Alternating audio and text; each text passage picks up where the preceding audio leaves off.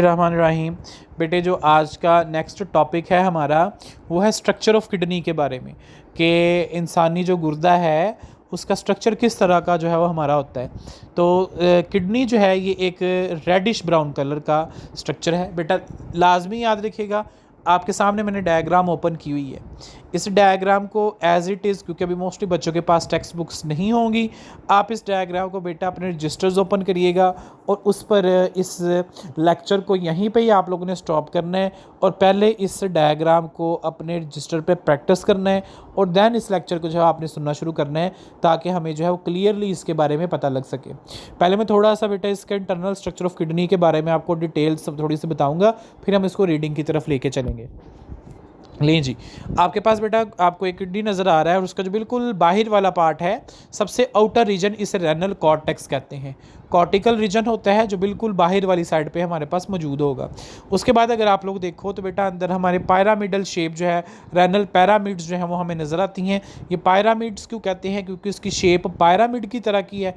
Renal इसलिए कहते हैं क्योंकि इसका फंक्शन जो है वो किडनी से है, तो इसे रेनल पायरामिड का नाम दे देते हैं। ये जो हमारे पास जो है पायरामिड्स शेप के अंदर जो स्ट्रक्चर्स हमें नज़र आ रहे हैं, बेटा इसको कलेक्टिवली अगर आप लोग देखो तो इसे रेनल मेडुला भी कहते हैं। जो इनर पार्ट है वो रेनल मेडुला और जो आउटर पास है वो रेनल कॉर्टेक्स। तो अगर पूछा जाए कि रेनल मेडुला या रेनल कॉर्टेक्स में डिफरेंस क्या होगा, तो outer region called renal cortex और inner region is called renal medulla. और जो शेप है मेडुला की वो किस तरह की है? पायरामिडल शेप है, इसलिए इसे रेनल पायरामिड बोलते हैं। बट जो रेनल कॉर्टेक्स है उसके भी बिल्कुल आउटर एक और रीजन है जिसे रेनल कैप्सूल बोलते हैं। ठीक है, ये प्रोटेक्टिव लेयर होती है आपके गुर्दे की, बिल्कुल झिल्ली की तरह का रेनल कैप्सूल है। इसी तरीके से बेटा हमारे पास दो खून की नालियाँ हैं, हम पढ़ेंगे आगे डिटेल के ब्लड सप्लाई कैसे होती है इसको। एक रेनल आर्टरी है और एक रेनल वेन है। आपके ब्लड्स जो है वो एक लेके आ रही होती है बॉडी से और एक आप लोगों की जो है वो एग्जिट करके गुर्दे से बाहर लेके जाती है। तो वो आगे उसका फंक्शन पढ़ेंगे कि कौन सी जो है वो ब्लड को एंटर करती है और कौन सी जो है ब्लड को जो है वो लेके आती है। उसके बाद आगे रेनल पेल्विस। पेल्विक रीजन बेटा वो होता है जो बिल्कुल इनर रीजन है, और जब सारी बेटा हमारे पास रेनल मेडुला जो है वो इकट्ठी होकर जिस स्ट्रक्चर में खुलती हैं वो सारी रेनल पेल्विस कहलाती हैं। ठीक है, पेल्विस जहाँ पे एंड होता है उसके बाद यूरेटर स्टार्ट हो जाता है। यूरेटर हमने पढ़ा है 25 सेंटीमीटर लॉन्ग नाली है जो कि आगे बेटा किस में खुलेगी? जाके यूरिनरी ब्लैडर के अंदर। तो ये हमारा जो है वो किडनी का स्ट्रक्चर था। ये शॉर्ट में सिर्फ स्ट्रक्चर बनाने के लिए भी पूछा जा सकता है। बाज़ औक़ात अगर जब हमें लॉन्ग पूछा जाएगा स्ट्रक्चर ऑफ किडनी तो आप लोग उसमें डायग्राम लाजमन ऐड करेंगे। किडनी क्या है बेटा हमारे पास? Kidney is a reddish brown. ठीक है, थोड़ा सा इसका कलर जो है ब्राउनिश है और रेडिश है। बीन शेप ऑर्गन है, जिस तरह हमारे पास लोबिया होता है उस तरह का ये एक ऑर्गन है। Each kidney has an adrenal gland on its top. जहाँ पे किडनी का अपर पार्ट होता है, ऊपर वाला हिस्सा होता है, वहाँ पे एडर्नल ग्लैंड मौजूद होता है। इस ग्लैंड का क्या काम है बेटा? आपके यूरिन के अंदर कितना पानी को एब्जॉर्ब करना है और कितना पानी को इसने निकालना है, वो सारा कंट्रोल किसने करना है? आपके इस ग्लैंड ने। आगे उसका फंक्शन हम लोग पढ़ेंगे, वो कौन से हार्मोन एक्सक्रीट करता है और कैसे आपके यूरिन प्रोडक्शन के अंदर जो है वो इन्वॉल्व है, ये नेक्स्ट हम लोग पढ़ने वाले हैं। तो ये याद रखेंगे, गुर्दे के ऊपर हमारे पास एडर्नल ग्लैंड्स मौजूद होते हैं दोनों किडनीज़ के ऊपर।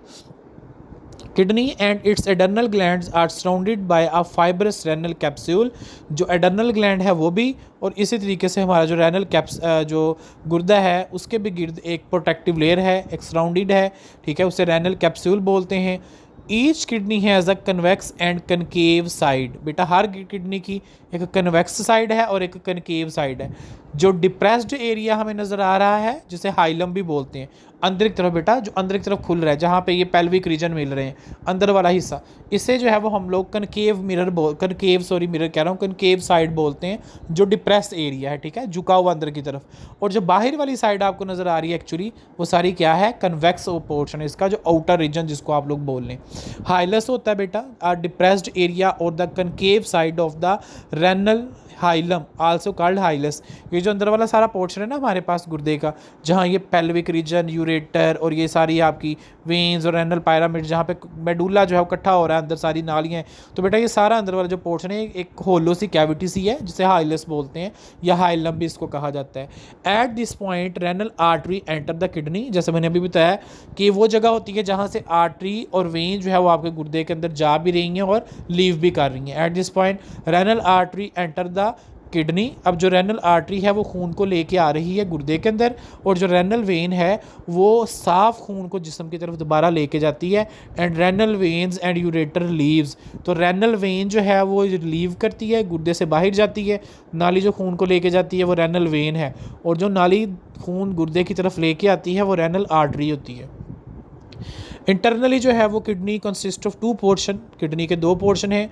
एक कॉर्टिकल पोर्शन है जो आउटसाइड, जैसे मैंने अभी आपको बताया कि कॉर्टिकल रीजन है जो बिल्कुल आउटसाइड है। It make up about 1/3 of the kidney mass, तकरीबन आपके गुर्दे का तीसरा हिस्सा जो है वो उसका बाहर वाला पार्ट ही होता है, जिसे कॉर्टिकल रीजन कहते हैं या कॉर्टेक्स कहते हैं। The inner portion is called renal medulla, जो अंदर वाला रीजन है वो मेडुलरी पार्ट होता है, जिसे मेडुला कहते हैं।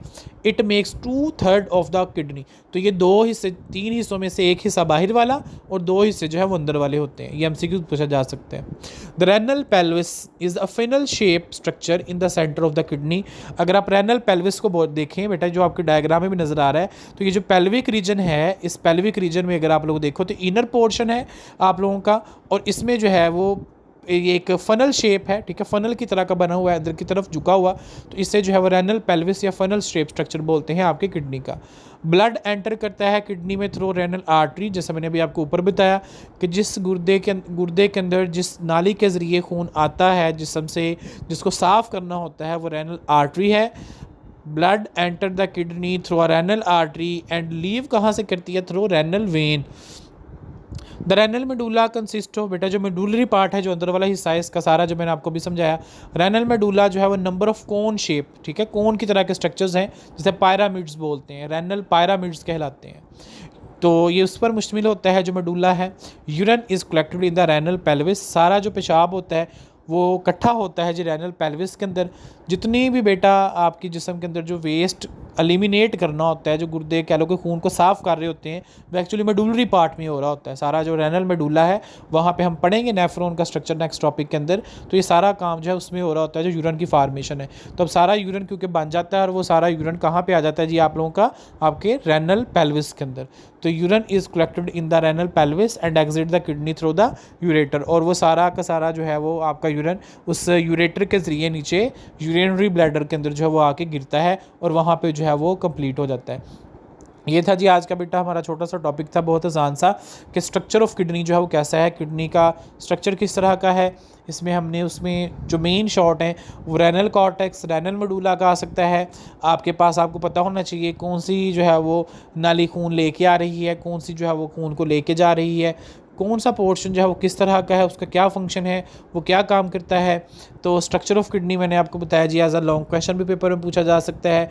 इसमें डायग्राम को लेबल करेंगे, डायग्राम को आप लोग एक दफ़ा बनाओगे।